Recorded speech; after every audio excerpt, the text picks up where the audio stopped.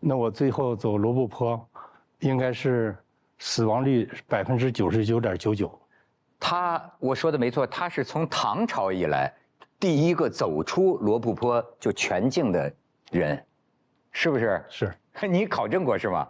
我这个媒体也跟我说过呀，我也考证过。那为什么说从唐朝？他们说我也问过他们，他们说，只有唐代的那个玄奘从那个边缘上，从那个哈密啊、吐鲁番那边他走过，但是那个时候是罗布泊有水啊，他不是在核心区走的。那我走的时候水干掉了，我在核心区里面穿过去。然后这是我的，就穿着那个衣服里面套着个秋衣嘛，套着个秋衣，里面是有2个兜，是揣着。那个时候是没有卡，没有那个，信用卡，就是一个是穿现金，一个是揣存折。存折。哦，你这到沿途的城镇银行还是邮政局，还邮政储蓄。哦，邮政储蓄。哦，你走的时候带着多少钱？我是陆陆续续往里面存的。啊。我穿这个小那个坎肩儿，这是我的范儿服啊！我们主持人都穿这个。一下，这个我那个穿它参加过抗洪抢险，然后这个一个是包袋磨的，一个是背那个石头磨的。啊，背石头就是那个往大地上背石头堵那个管涌什么的。这是我这10年当中，哎呀，是最珍贵的一件衣服。为什么？这里面还有个故事，还有这里面有套衣服，那是02年7月12号晚上，在西藏阿里无人区，搭完帐篷，然后旁边就有2、3只狼，能有个100-200米吧，它在那转，我是经常碰到，然后我就用那个鹅卵石绑上几颗鞭炮，这样你撇的不远一点吗？对，然后点燃之后就撇出去了，那个狼就跑了之后我就写完日记，钻帐篷里面。在外面那个狼叫能听得到，后来我就迷迷糊糊刚要睡着，我就听外面唰啦唰啦响，那个我一直把那个刀啊都是出鞘，在我那个身边，我闭着眼睛能够着，我拉开帐篷帘一看，绿莹莹一片眼睛，狼群，肯定是这个10几匹以上，20匹以内，就是数不清楚嘛。后来我在那里面。开始放鞭炮，最后，哎呀，就开始拱我的帐篷了。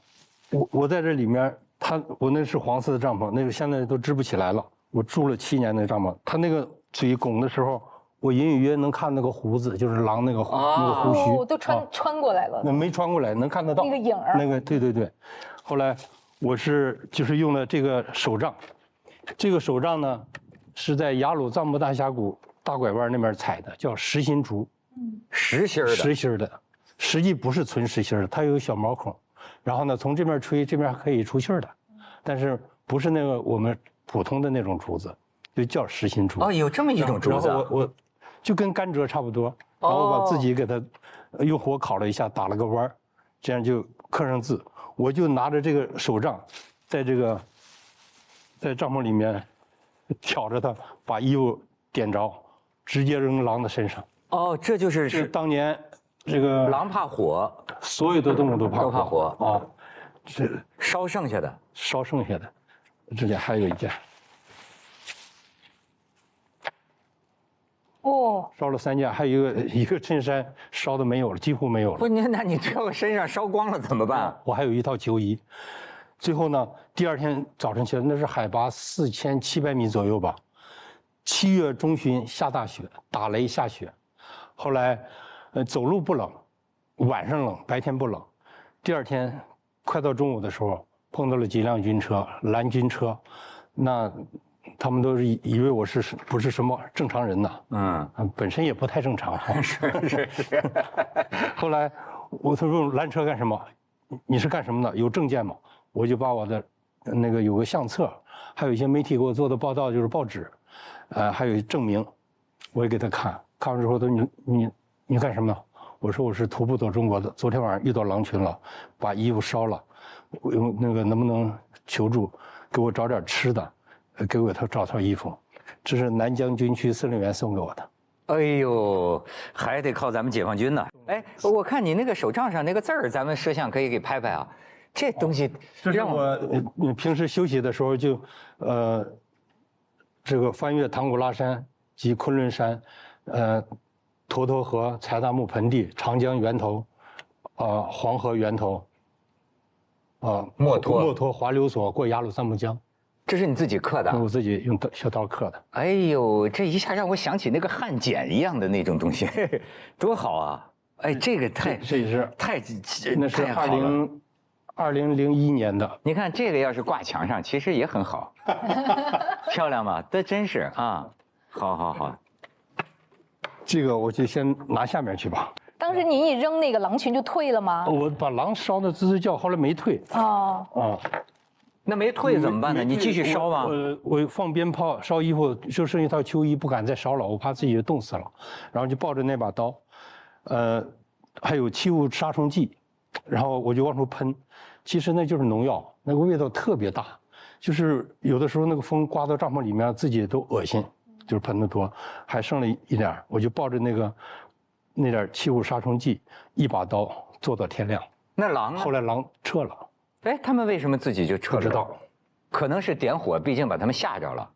这是绳索啊，这是我野外用的绳索。哦，这绳索一般是攀山。对，有一些悬崖峭壁啊，有时候上不去啊，打上去之后缠几下。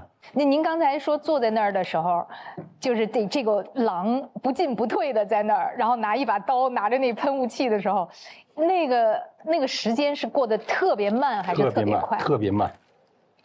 这是我10年的头发。哎。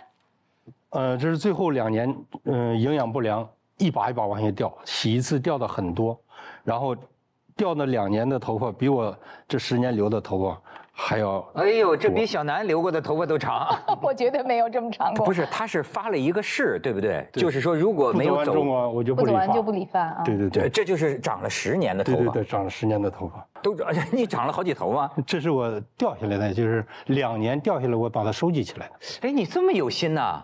洗头的时候你一梳，就一把一把往下掉，你就把它留下来。所有的东西我觉得都是标尺，所以它都收集起来了。在新疆吃的奶疙瘩。哦。可以闻闻吗？闻一下。我见过这种，就像那个臭脚丫子味儿。没错，真是都臭了，我这么觉得。就是这个味道，原汁原味的，很有营养。就是吃这个东西还有营养。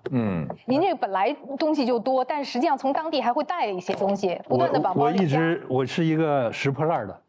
我拾了10年的破烂，最后我攒了2吨多重的，有文字的，就是书籍、县志、市志，民族方面的，还有一些，在无人区捡到的动物骨骼，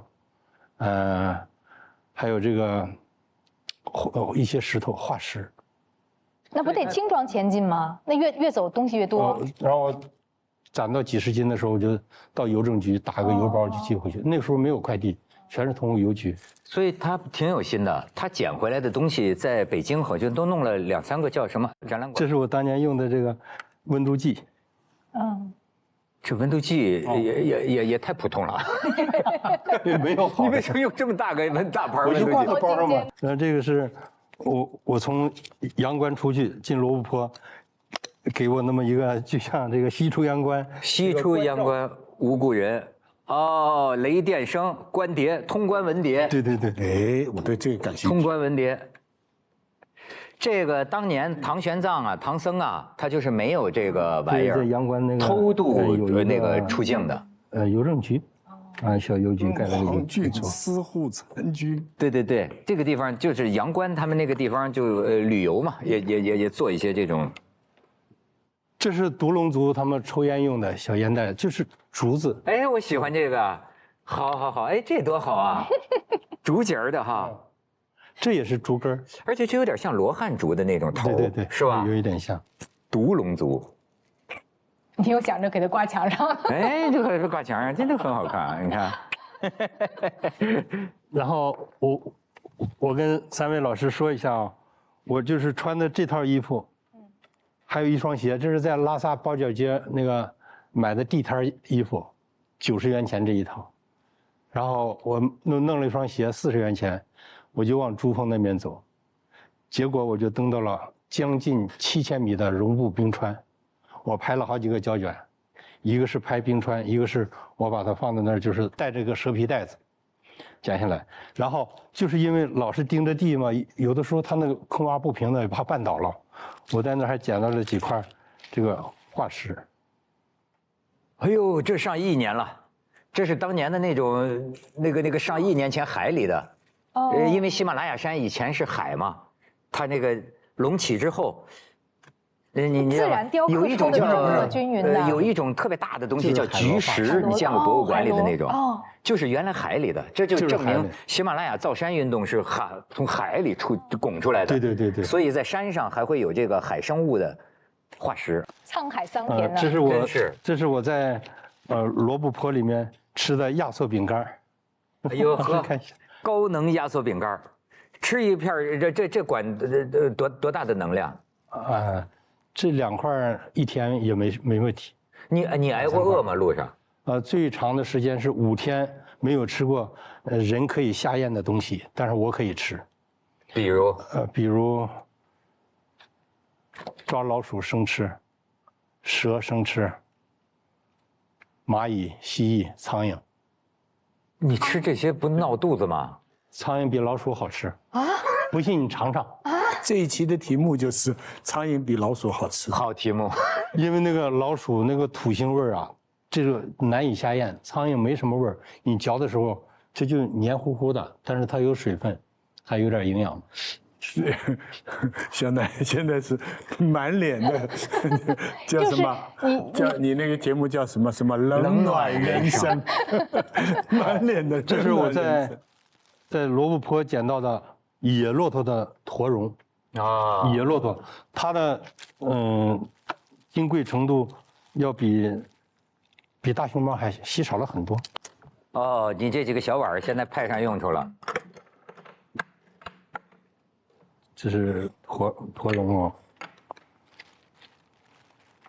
这不是花生米啊，不是大枣，这是什么呢？野骆驼粪便。我猜也是。这是罗布泊里的地质样本。哦，1972年最后一滴水干掉了，这是那小水螺。哦，还有小水螺。罗布泊原来真是湖泊呀，湖泊啊。最后一滴水好像它有1972年干掉了，有一个罗布泊湖心。但是这个罗布泊它是原来这个咱们国家原子弹实验的地方啊，那会不会有放射性啊这些东西？那这是我在那个营房里找到的当年留下的子弹壳、子弹夹。现在不是营房了，没了，已经坍塌了，房子还在。楼兰呢捡到了一块毡子。呵，你这真是不破楼兰终不还。这是一些地质样本，而且是云母。你可以拿出来看看那大块的，这是带亮的，像水晶啊，这个对，云母。你怎么会有这些知识呢？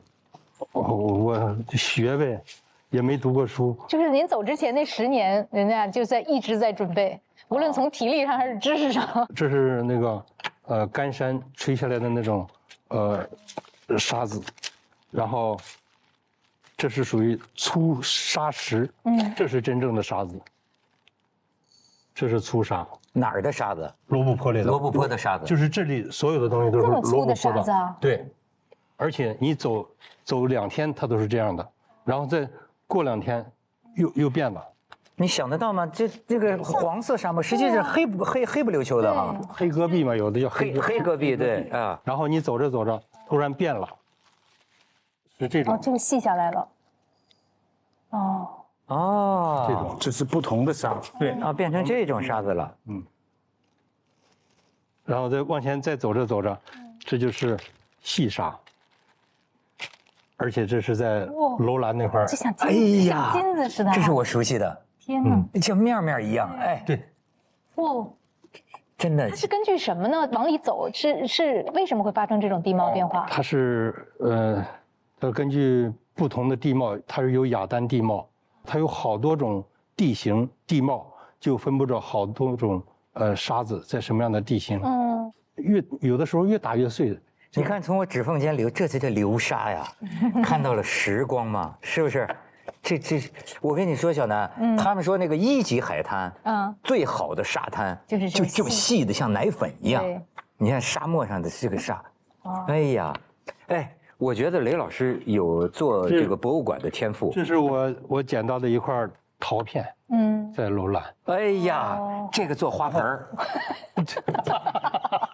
不，哎，你这个，文涛老师，就是您知道那个罗布泊，在卫星云图看的是叫大耳朵湖，我就在罗布泊南岸捡到了这么一块石头，就跟那个大耳朵那个轮廓。哎呦，这是罗布泊的象征。哦，在像个大耳朵，这就叫风铃石。哇，就是风刮出来的，漂亮哎，的这种。哎，天哪，这个漂亮。风铃石，这个真是，这可以当做赏石。风雕刻出来的，对，风雕刻出来的，漂亮漂亮漂亮。这个罗布泊1972年最后一滴水不就干掉了吗？它就形成了岩壳，这就是真正的岩壳，不能吃，它里面主要含着钾。钾啊，氮磷钾的钾。我就看到了有一块地方，那个被机器就是进去考察那里面那些矿物质，就挖到了一块，底下是白的，然后我就开始往下刨，最后我就弄下来这么一块。哇！这是已经我背回来17年了，这块东西。这是钾盐哦。哇！不要把那个手破坏了，破坏了之后它有点感染。哦，那这东西到底是管什么用的呢？就化肥。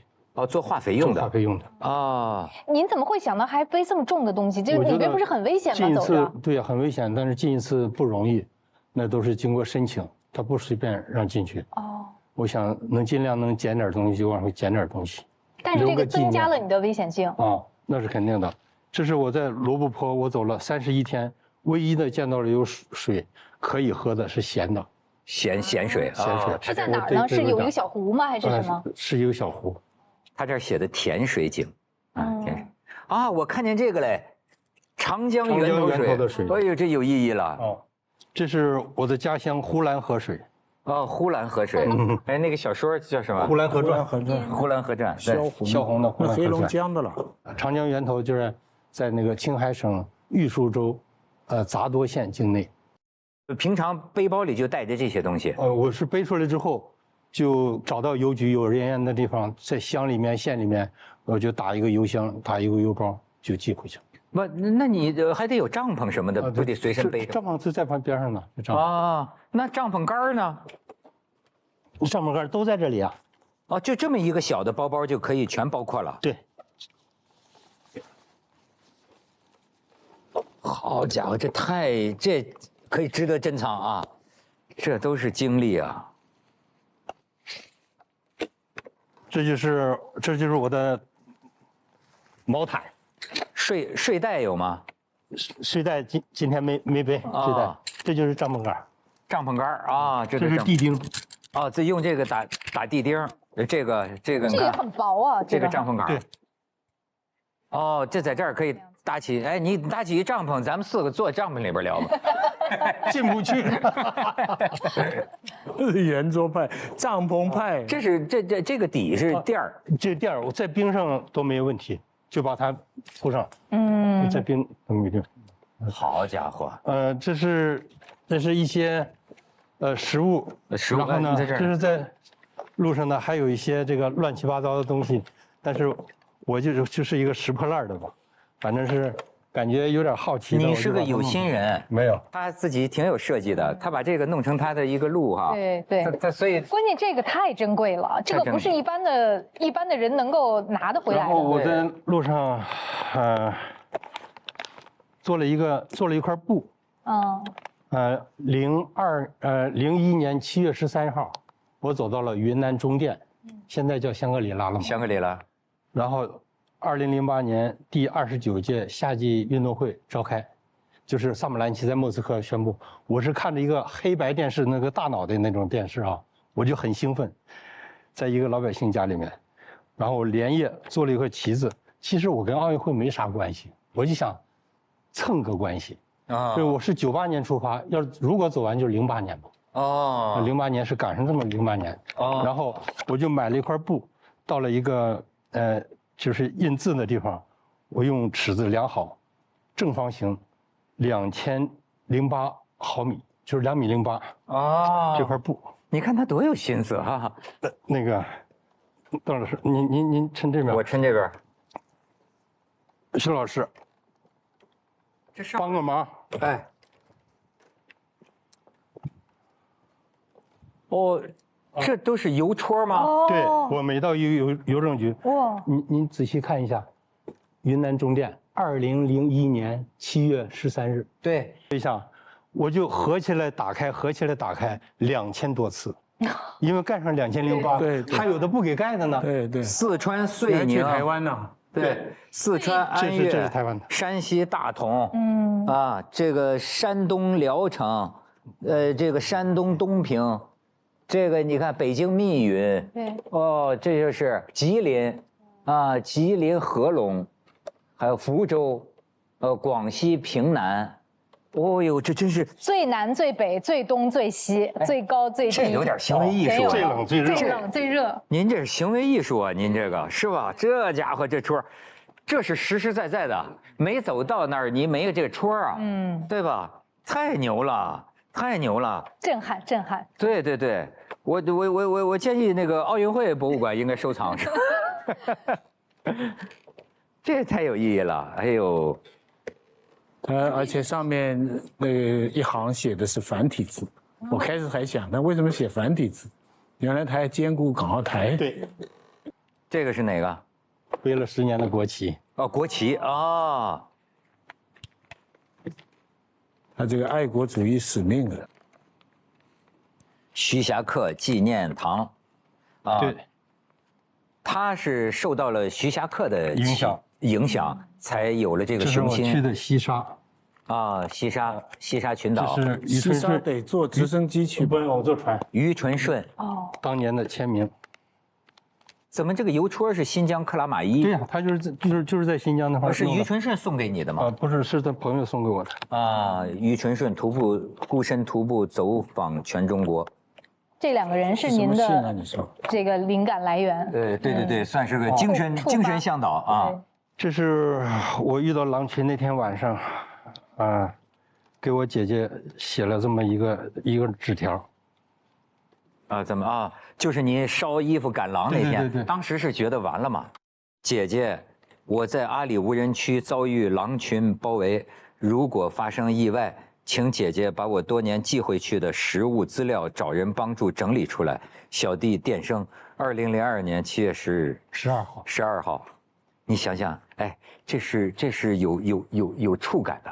当时外边群狼环伺啊。是吧？一个人在雷老师，您能感觉到恐惧吗？或者说那种恐惧是什么样的？没法形容。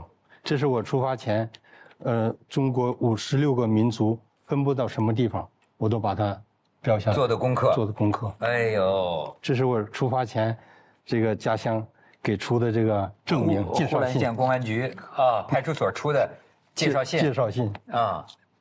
你看这个行文哈。兹有介绍我管区团山村村民雷电生1人前往拟处办理徒步走遍全国的事项。我估计这警察也觉得这挺有趣啊。办理徒步走遍全国的事项，我处各机关都给予支持。该人在我处表现不错，请给予接收啊，不是，请给予接待啊，请给予接办吧啊。接办。这个是下面是署名是什么？孟家乡派出所。孟家乡派出所。这就是我做了这个证明的时候。啊，兹有呼兰县孟家乡团山村雷电生同志跨世纪徒步旅行全中国，包括台湾及55个少数民族，望全国各民族行政机关以及各界人士给予大力支持与协助，仅此深表敬谢。这确实好使吗？拿到任何一个行政区划也不多好使。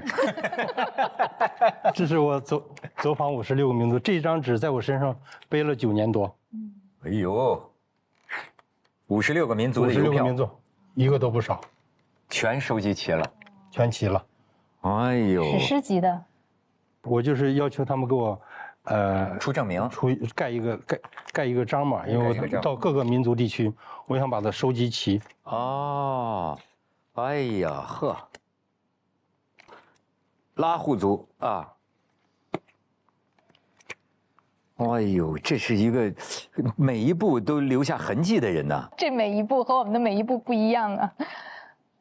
图布行八载啊，这个是乌恰县。对。哦，还有他们的文字写的民族文字啊。对。祖国，这是您以自己坚强的毅力，现已跨入祖国最西陲帕米尔高原上的乌恰县。您的壮举中是华夏炎黄子孙的代表，是我们学习的榜样。新疆乌恰，好家伙！莫里达瓦达斡尔族自治旗人民政府办公室，呵，这足以证明全是真的了，是吧？这不是吹的。纳西族啊，纳西族他们的象形文字，哎，这是个羊，是不是？好好收好了。雷先生。云南怒江，你看东方大峡谷欢迎您，好家伙！雷先生，藏族人民欢迎你来到美丽神奇的香格里拉扎西德勒。甘南藏族人民欢迎你，湘西土家族苗族自治州龙山县52万各族人民群众欢迎您，并祝您早日实现伟大理想，是吧？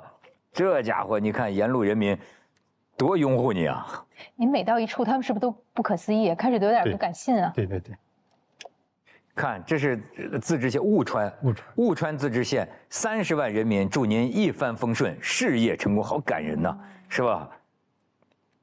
热情好客大方的景颇族人民欢迎您，好家伙！哎，这是正好56个，56个，是还有人给你画画呢，是不是？哇！这也是西藏自治区比如县人民政府。雷电生，这是谁给你画的画吗？是，都是写的一些东西。好家伙，这样一位汉子是吧？这样。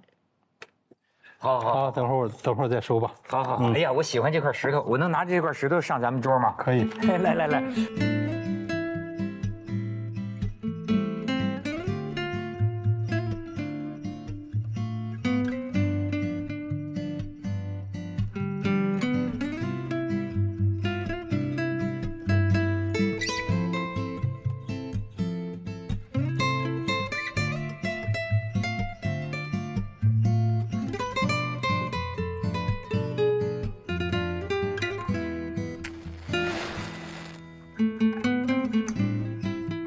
雷老师，请坐。您还有什么放不下的吗？谢谢，没有，我都放下了。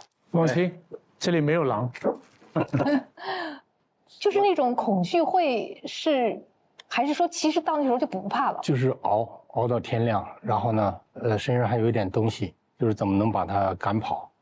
哎，我真是手上摸那个假盐，现在都有点疼。是不是我得洗一洗，是吧？我用湿纸巾擦一下就行。是吗？没事，我稍微冲洗一下，真的是有点腐蚀性啊。是哪些部门对你这个行程感兴趣？科学院感兴趣吗？还是民族文化宫？是最后这些部门都感兴趣，在路上走的时候，都不感兴趣。我给中科院也提供了一些信息。像罗布泊这个事情，当年彭加木不就是科学院副院长嘛，对不对啊？最出名的就是他嘛，在找不到了嘛。我正好有一个彭加木的那个照片，咱们看看，他也到了。这是我在他那个衣冠冢的里面有个有机玻璃盒子，我打开之后，我发现这是他生前的照片。新中国历史上有几个名字，我觉得这几个名字啊，有一种传承关系。你看，都是跟罗布泊有关。他是说从唐朝以来第一个走出罗布泊的。彭加木呢是这个中国科学院的这个考察队，他是19几年，1980年，他是带着考察队进去，然后呢最后就是失踪了。当时你看，这是彭加木的爱人，衷心的祝愿有朝一日路过此处的尊敬的同志们能在周围寻找到彭加木的遗体与遗物，万分感谢与期望。网上有很多传说，有些就有点八卦，什么就是说外星人呐、或者什么的。但是近些年呢，有些进去的人找到过一些干尸，但是最后好像都被认为不是，就也就是说实际上到现在还是没有找到他的遗体。你到的这里啊，彭加木的，我当时到这，这是我到的这里，对，没有那么多水，对，那是后期又有人开车进去。你看那个当时就是彭加木的墓，为什么他的同事们冒那么多水啊？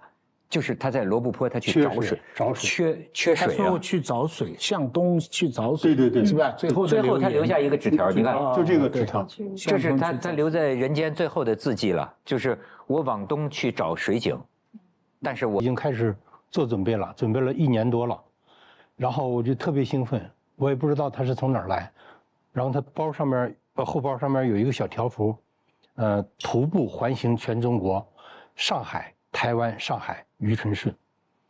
然后我就跟他搭讪，跟他聊天，他不太爱搭理我，因为我问的那些话有点不着调。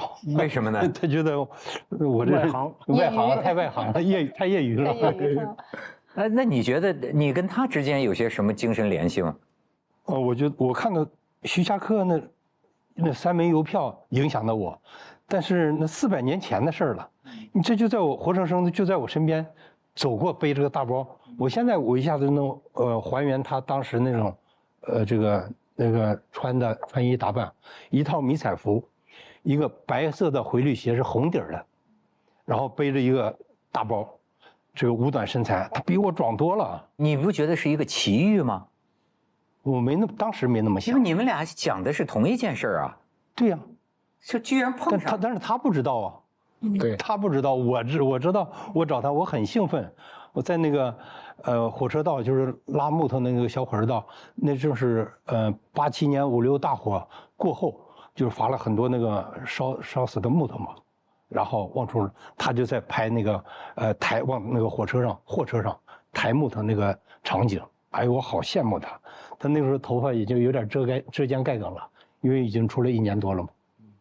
于纯顺就是后来最后在这个罗布泊，他是被发现。我当时去罗布泊的时候，也是听他们讲，就是帐篷外边就是一把刀，他好像在掘地找水，是不是？那这个就没法考证了。他是挖了一个坑，因为不深，那地方是介于罗布泊的北岸，沙漠，戈壁。小土台子和这个岩壳地是结合部，它是很硬的，它没有抠多深。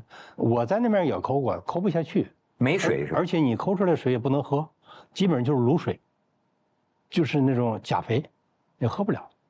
为什么于纯顺没走出来，你走出来了？那可能是我幸运呗。还有一个，要么就是我做准备的时间长，这是第二。第3个就是我没有在那个月份上走。他是走的是6月份，彭加木也是6月17号吧？我是10月份。6月份夏天特别困难。我在塔克拉玛干沙漠，还有那个火焰山，您说去火焰山吗？对。我带那个温度计嘛，地表温度最热的时候是0上74度。我们在那儿煮过鸡蛋，你知道吗？那鸡蛋熟了。所以这6、7月份是最热。我没有选择那个人。网上我看有人评论他跟于纯顺的不同，其实于纯顺呢，当时80年代很多年轻人奉他为偶像，人家劝他6月份不能走，他就是好像一腔热血，我就是要走出来给你们看看，就好像还有上海的电视台的，对，跟着拍啊。96年6月份，那个是挺轰动的，对，因为他是要拍成一个节目，一个纪录片，然后要给国庆献礼。人家本来有这个懂行的，就是说6月份罗布泊死亡之地，那就没有人能走出来，那个温度太高了。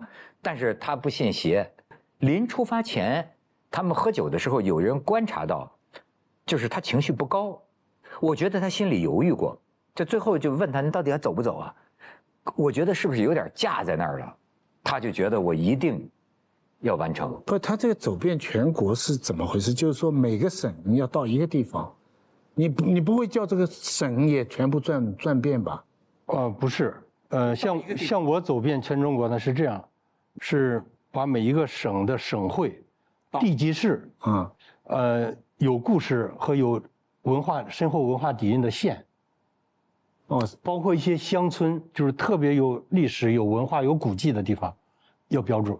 还有是各个民族，比方说江西，你去哪些地方？南疆、江西，我们每个地区都走了。井冈山，对，他在江西插过队，都走了啊。哦，我在那个广昌、南丰、南城这些每个县都走。对，我大部分县，我最后我2006年春节我就在信丰县过的，然后从信丰县。然后就去岭南了。住哪里呢？就随便找一个我带着小旅馆。在县城里面和乡村城市里面，那时候有旅社，有招待所，有旅馆，就那个比较便宜。比较便宜，我住最便宜的1块5毛钱，还宰了我5毛。什么叫还宰了5毛？因为他们当地人在那，这是一个大通铺，都是做小生意的。然后晚上，我是睡有睡袋，那个被的颜色你都不知道它那底色是什么颜色。男同志在这面，那边隔个东西，女同志都是在那面的。然后我问他们，我说你们住多少钱呢？他说1块钱。我写了句找老板，我说老板，你为什么收他1块钱，你收我1块5？他说他们在这做生意啊，你要在这长期住也是1块钱啊。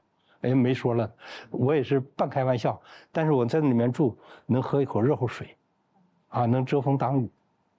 我跟现在年轻人都尊称他是雷神，有这样叫的。因为就是罗布泊这件事情，单说这，因为这是您最后一站是吧？中间也失联了好几天，好像说。我2次失联，跟当时于纯顺一样啊，也是那大家急死了，那约定哪天你到哪儿就没出现，就有人天天在关心你到哪里吗？那个我进去的时候呢，有媒体，进去要找我做直播，也签了个生死协议，生死跟他们没有关系，因为每年登珠峰上去的人很多，穿越罗布泊，从于纯顺遇难之后就没有，就是经过申请正式穿越罗布泊的，然后呢，他进去找我，有几次是没有找到，有几次找到了做的直播，一次是2个小时左右，我是带这个卫星电话，带了一个太阳能充电板，是一个朋友帮我缠的，但是充不进去电，然后就剩一点点电，就是紧急关头的时候打开往外面打电话，但是那个他没有坐标啊，没有一些什么定位，他一直找不到。就你可以通知他，你还健在，我还在，但是他不知道你在哪里，找不到。所以有那么一次，有一批狼，他们找不到我了。他们就基本上一路和狼打交道，越野车就找罗布泊里面大沙丘没有大沙丘，大部分都是戈壁，还有那个岩峭地。然后他一看狼的脚印和我的脚印是平行走，就是在我后面跟着走，就离得很近啊，与狼共舞。他们就开着车说雷电生可能是出问题了，就一匹狼的脚印，那孤狼是更厉害嘛。然后追了好几个小时，他们打着迈速表，94公里。快追到我还有几百米的时候，那匹狼就跑了，停着几辆车过来，然后几辆车到我身边，他说：“老雷，你身边你身后有匹狼，你不知道吗？”我说：“我没在意啊，我不知道啊。”他说：“我们打着迈速表90多公里，90多公里是我走了2天多的路，也就是说，这匹狼，我晚上睡帐篷的时候也是在我附近，一直跟着你。哦，你不知道？我不知道，我没注意。那狼它不饿吗？那它能不饿吗？不是，它为什么不袭击你了？这个我不知道。我觉得雷神，我跟你说就是这也是两个孤独的灵魂碰到了一起，他未必就是想要吃掉我，因为我也问过一些这个研究动物科学的一些人，为什么这个食肉动物它抓那个动物和不管是抓人还是抓动物，都是挑小的和老弱病残的，它能嗅出来。它能闻得到，你知道吗？当我的身体极其旺盛的时候，它还有点不敢袭击我，它要尾随我。当你身体弱的时候，它闻到你的味道，上去几下子就把你干掉了。所以以后得打点鸡血、荷尔蒙什么的。就是刚才说的狼啊，在外面的，然后像这种。就是这种都不是9死1生了，99死1生真的是有180次的生死。为什么这么说呢？有很多朋友就问我，包括昨天晚上跟朋友在一起喝小酒，你说最危险的一次，我说没有最危险的一次，至少有上百次。为什么上百次？19次抢劫都有刀，他是针扎呀，能用铁棒打。他们抢你干什么呢？他知道还有的把我当成老外呢，就觉得那个年代老外才能干这个事儿，还跟我哈喽。我说你哈喽什么都中国人。关键他头发又特长，东北口是出来了，已经看不出来你是哪族人长头发、了。长胡子，背着大包，相机是露着外面的。是。他觉得你有相机，肯定那时候都花现金嘛。这是一个是图财，还有一个是，遇到泥石流、沙尘暴、黑风暴、雪崩。自然灾害，还有就是野生动物，我除了野生老虎，这是说实实在在话没有见过，除了野生老虎以外，雪豹、狼群、野猪群、熊，熊都有啊，熊那边都有很多呀。熊主要是哪里？在西南、西北地区都有，西南地区多一些。然后有一次我在那个西藏阿里地区，我看着一个湖。还有湛蓝的，我翻过一个山包，我下去找水喝。还有那些可爱的动物，大熊猫、小熊猫。大熊猫也见到。我在那个王朗自然保护区见到它跑的，我追不上它。哎，咱们看看它的一些那个照片啊。哎，这是当年少年时出发的第一天。这叫刚才不是少年了，那35岁了。那我看着年轻啊，这挥手向亲人朋友们告别。这是什么？这是走的第9年，在澳门海边。哦，你瞧，金庸小说，这是大侠是吧？这张的我再看。欧阳锋，对，这是在界山大坝，这个海拔没这么高，他写错了。后来我是验证了，不到6000米吧。啊，你还很认真。我那个样子，那时候走到将近5年，就是左面的是过独龙江，就是一块小板扛的小桥，然后右面的是纹面独龙族人。嘿，咱们再看那烟斗就是独龙族的。对，左边那个就是珠峰的冰川，我就穿那套衣服不就烧掉了吗？130元钱的装备。挺薄的啊。右面是大本营，左面是冰川7000多，7000多。他遇到了日照金山，我知道梅里雪山有名的。对。实际上这个山没人成功攀登过，没有人。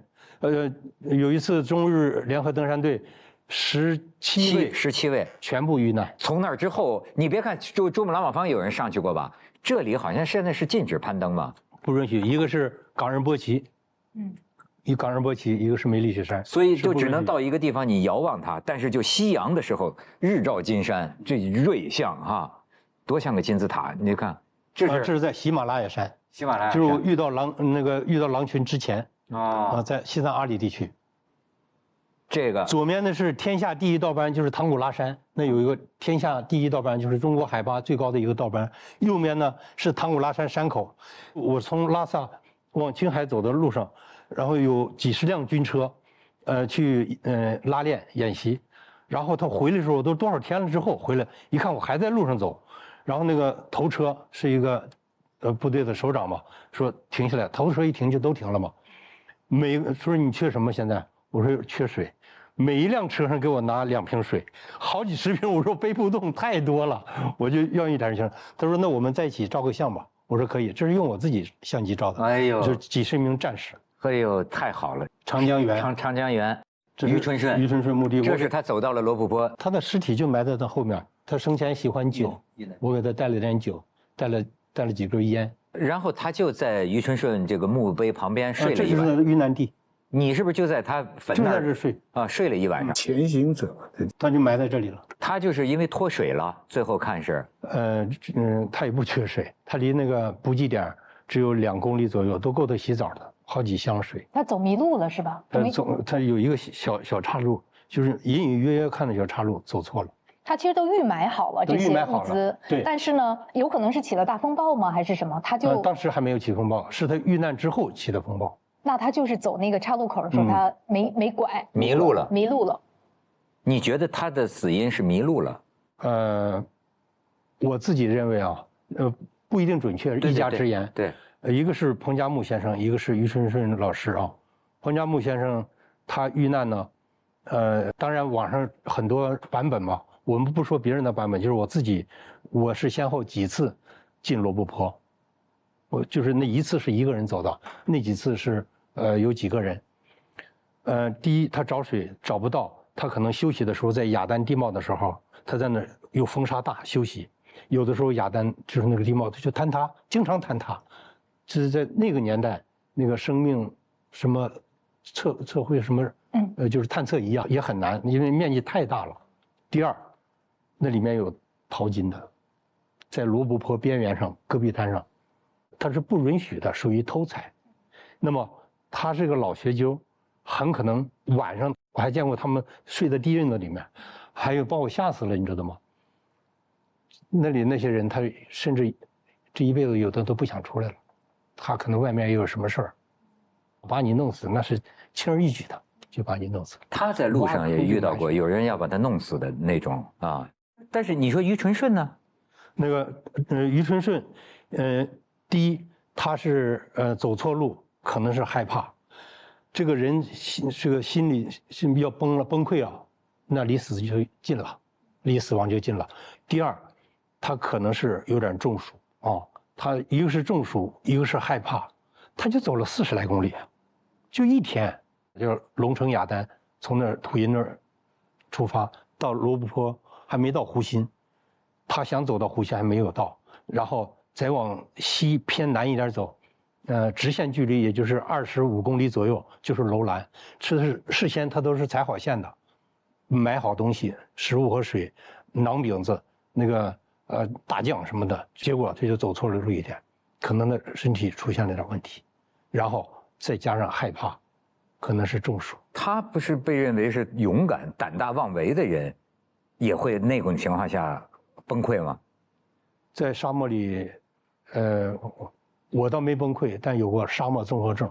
什么叫？就是总想发脾气、发火的那种，特别就是对自己或者对曾经一些亲朋好友对你有过不好的时候，你都在里面连骂带哭的那种，连哭带骂，就像神经病一样那种，叫沙漠综合症。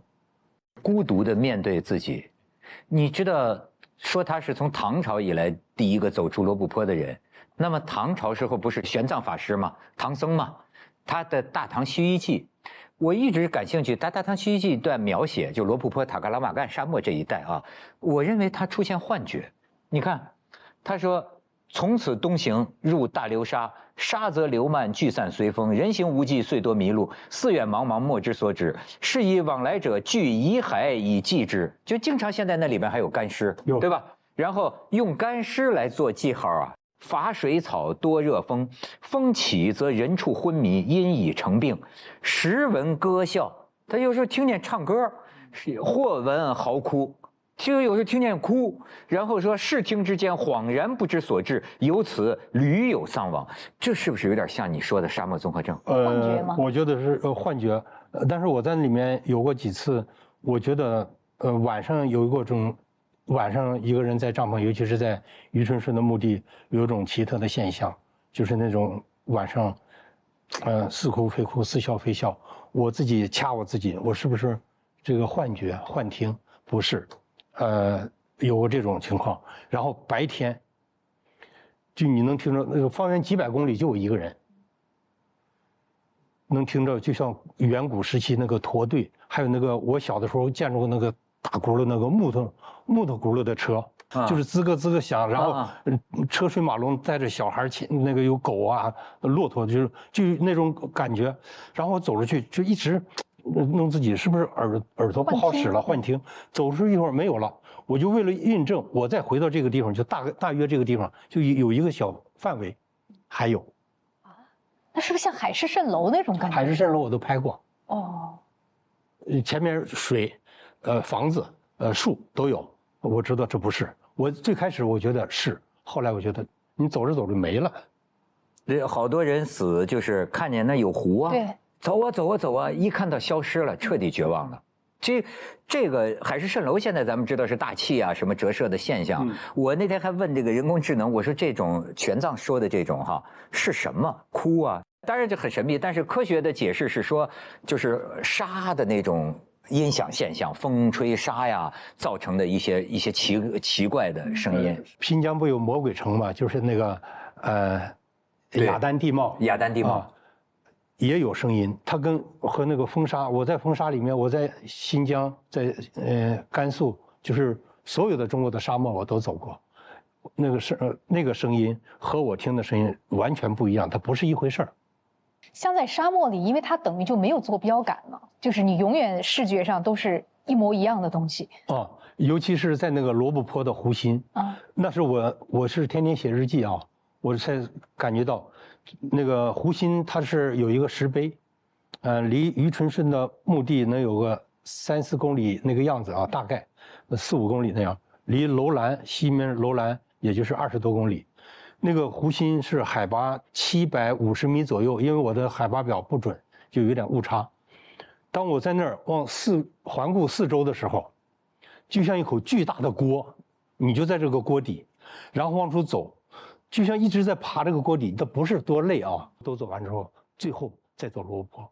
我之前计划的时候，就是我在走之前不计划了10年嘛，我没有想到从敦煌进去，从新疆出来。真没有想到，这不能瞎说啊！是我有了这10年的准备，又有10年的经历了，我就有一个大胆的想法，西出阳关嘛。所以到那里面，你要说不害怕那是不可能，肯定害怕。但是自己呢，也有点争强好胜，也想就像我爸爸去世之前说的这句话：“儿子，你要活出个人样。”我没有学历，小学3年多，我11岁辍学，13岁没有妈妈，15岁没有爸爸，那我就在外面打工。这辈子我还想有点成就，可是你就这种家庭出身，你没有办法，那你就找一条能适合自己的路吧。我觉得挑战这件事儿，我不是挑战自然，我是挑战我自己。这10年走完了之后，尤其是罗布泊，很多亲朋好友，包括媒体都不让我走，那你就在边上转一圈，给你拍点东西，也进罗布泊里得了。我这人还有点较真儿，我说不行，我一定要穿越一下，所以给我姐姐写的第2封遗书，我在敦煌写的我日记本里面。我一直背着它，最后31天走出来，那个害怕，就是你没法形容，你说不出来那种感觉。当然也有天气好的时候，当然有点吃的、有点喝的时候，你欣赏那种大漠风光，早晨和晚上那种大漠风光，就是太阳照在长河落日那种啊，还有看到那个银河晚上，太漂亮了。然后有的时候看那个月亮，真的是特别明亮的那种感觉，哎，觉得这辈子也值了。该看的东西，很多人没有看到的我都看到了。最后也就是咬着牙，咬紧牙关，一步一步的坚持把自己这个小梦想完成了。我定了一个主题，环保民族探险。这个环保呢，其实是跟我父母的坟地是有直接关系。哦，因为我父母就埋在那个呼兰河畔。因为我小的时候，那个呼兰河就像这个，那太美丽了，太好了。那个山是曾经金兀术在那个练兵场，然后还有古迹呢。啊，然后每年这个都去登山，那里面有野杏什么的。哎呀，还有的时候还能捡着一些小鸟的蛋什么的。那随着我年龄增长，然后那个山，那个年代，你想也不管那个崩那个石头建房子，建什么猪圈呐，什么是这些，然后那个山不像山了，河污染，河不像河了。后来我走出来，我想，顺便我把环境方面我去做记录，拍一拍，因为这件事儿我几次被追杀过。比如说，为什么？盗藏羚羊的，我晚上我听他们扫射那个藏羚羊，然后扒皮光要那皮，我就在那偷拍。这闪光灯它亮了，它看到了，差点打死我，你知道吗？用那个枪托子，我想那个相机也不太好，我想稍近一点。我这个不是职业摄影的，就是留一些这个影像记录就行了。结果被曝光了，然后他们只要羊皮。那些是专业团体啊，他们专业盗杀羚羊的那个时候。然后还有往那个从长江源头、黄河源头、澜沧江、怒江、独龙江，只要有人居住就开始污染。那个年代就是这样，山不管什么木头，我看到最残忍的是，直径差不多80公分到1米粗的大种松树，几十米高，上面有松树塔嘛，就他们吃那个松子儿，松仁儿，他没有办法上去，怕上去。这个出现问题，他用那个油锯把它放倒，就要那几麻袋的那个松塔，最后那个树就烂在那里面。你是不是还举报来着？我举报啊，我举报，所以被追杀是吗？天哪！像你说有一个怎么就是劫匪的，还后来还跟你结交了。有骑马接我的，有的都是埋伏好接我的。就那么一次，是2辆大摩托车，4个人，在一个已经快黄昏了，就是傍晚的时候，在一个山上上去了。那小车一般都上不去的，那个大油门上去之后，没打我，没骂我，就把我那个旁边是一个小悬崖，下面都是万丈深渊的那种沟壑，纵横的那种。他说：“哥们儿缺钱了，把你钱和值钱的东西都给我留下来。”我一直带着一枚金戒指，20多克的金戒指，我别在衣服里面，我是不敢戴。我想这是到救命的时候，你要是遇到这些事就给他们。我那个东西没拿出来，我就拿出一沓钱，外面有那么2张100块钱，里面都散钱，显着厚点嘛。我说哥们儿，我就这点钱了，危劫道的准备好了都。遇到多少次买路钱啊？于春顺也遇到过啊，所以我就把这个钱给他了。他还没等结的时候，你是干什么的？我说我是徒步走全中国的。他说谁给你拿钱支持你？全中国的。他说谁支持你？谁给你拿钱走的？我说我是自费，我把房子都卖了，我是真把房子卖了走之前。然后我说就这点钱给你，我这个相机都摔坏过，也不太好用，后面都缠上塑料布了，塑料膜，因为跑光嘛。就看看我之后，你要走到哪儿？我说我要10年走遍中国，我又重复了一句。然后这个哥们儿一看就是老大，那3个人的头，跟那时候他不容易，放他一把。还有我心里那砰砰跳啊！我拿着那个三脚架，里面还有防身的那个架，准备搏斗呢。准备你要往死里打我，就跟他搏斗嘛。结果他们骑车就下山了，哎呦，松了一口气往前走。结果走了没多远，摩托车又上来了。我想这是不想放过呀，只要你不要命，你要啥我都给你。到我身边，快到离几米远的时候，站下。那你能走过他吗？我往上跑，你爬不上去了，那太陡。你肯定就是就范呗，我就在那身边，我就是准备好了，你要相机也给，那点钱也给你，就是到身边，他都没下车，一个脚支地，能不能给你交个朋友？我就懵了，这前几分钟10几分1-20分钟吧，也就是还要抢劫我，这要跟我交朋友，这电影情节，我就点头，我就点头。他说那个看你不容易，是条汉子，我们下山在那个食杂店，是个小村庄。